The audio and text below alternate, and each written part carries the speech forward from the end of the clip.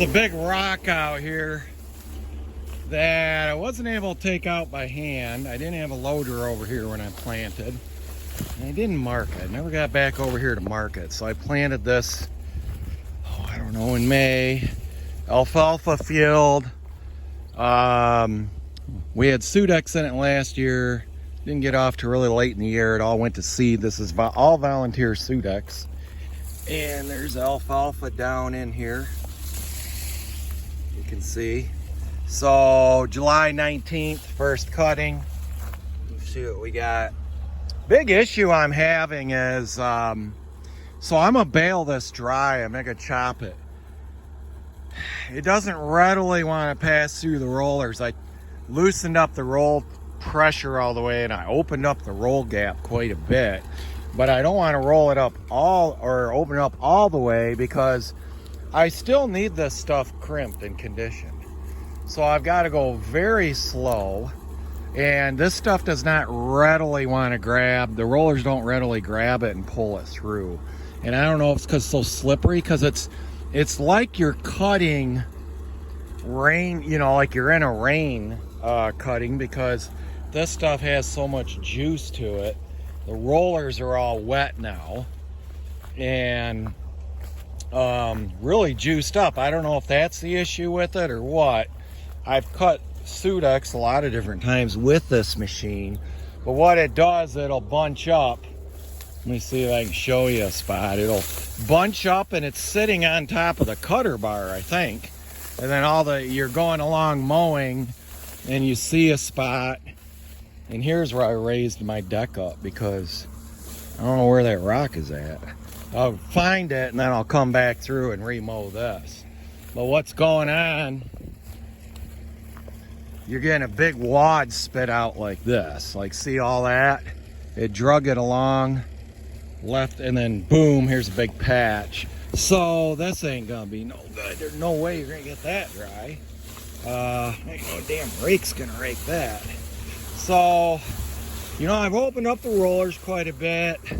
I'm going real slow through this because I've geared right down because I want to get, I want to be able to bale this stuff dry, not wet.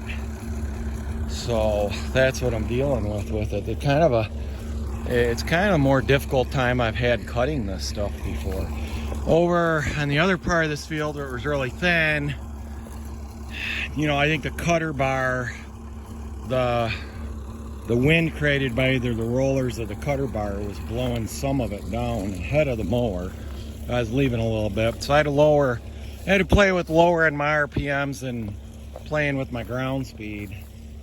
But yeah, right now I'm going to try to find out where that rock is in here. My cutter bar is angled such that if it hits that rock, it'll ride up over it. Blades might still hit it though, you know.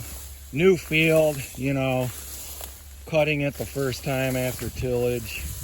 So you just kind of really don't know where everything is, but we've got a good chance to bale this dry. We've got some very hot weather, 89 to 90 for like 2 or 3 days in a row.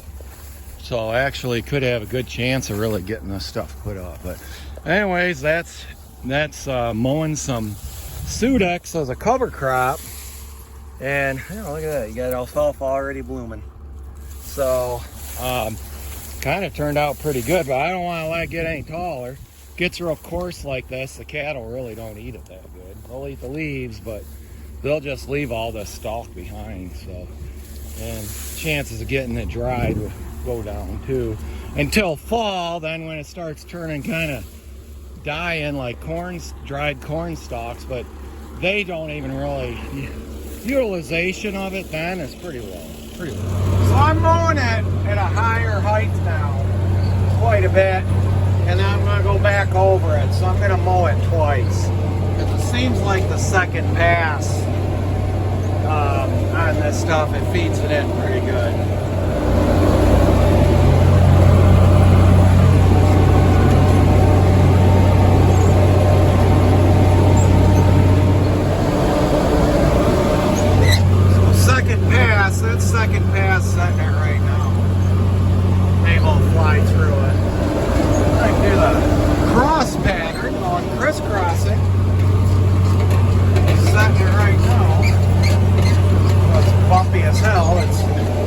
opposite direction of where I planted.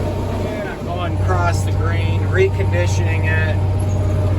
You know, besides the, you know, running it back through the cutter bar again, this kind of is reminiscent of the old days of using a roller crimper coming back across after you used a sickle bar. That's, you know, when I was a kid, that's what we had. We had a sickle bar, and we had a John Deere roller crimper that we pulled. Well, a lot of times we had it hooked right to the sickle bar, but you could go back over it. You know, a couple of years ago, or several years ago, I was trying to find an old conditioner like that, and I thought it would be good to go back over and recrimp and fluff hay, kind of like using a tedder. But this is kind of combining the effect of a tedder and a crimper again, using the mower to do the work. I see when you look in, there is a company that makes those. I think they're called Recon for like reconditioning. It's a Canadian company. If you look in Hay and Forage Grower or Progressive Forage Grower magazine, you see the ads for them. They're just you know, another roller crimper reconditioner type tool. I'm hacking away at it. About done doing my second pass. I'll do second pass long ways with the field on the shorter stuff. Fields, the direction I planted, I can haul ass. This direction going cross pattern, whoo, can't do anything. It's rough as hell. But you know how new fields are. Entropy finally takes over, and it'll do a self-leveling after this winter. At least I hope. I mean, I thought I had this thing pretty level, but holy cow, I go 90 degrees cross pattern, and she's a rough. Otherwise, I'd be blowing through this. Well, I finally found the rock.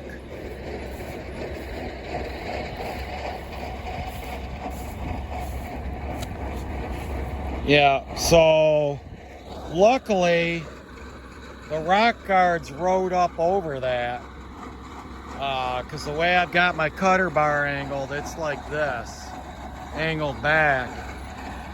And according to the Vermeer engineers, that's how you're supposed to have your cutter bar. Mine is angled by the suspension springs here. My buddy's got a center pivot, hydro swing, you know, 13.5 foot New Holland disc mower, and we tried to raise his up a little bit. His cutter bar, the way it is, he actually sheared some hubs. It scooped a rock like that up onto the cutter bar. Where mine, it bumped up over it, no blades hit. I felt it from the tractor. I was going real slow because I knew the damn thing was in here. And I felt a bump. But that saves your cutter bar. And I think actually it cuts just as good not having it angled down at the ground. It's really relying on the vacuum. You don't need to cut that short anyways. Well, Joe just came and he had to bring me an air tank. Fuel line clogged up. Coming out of the fuel tank. So this thing lost power and stalled on me. So back to cut.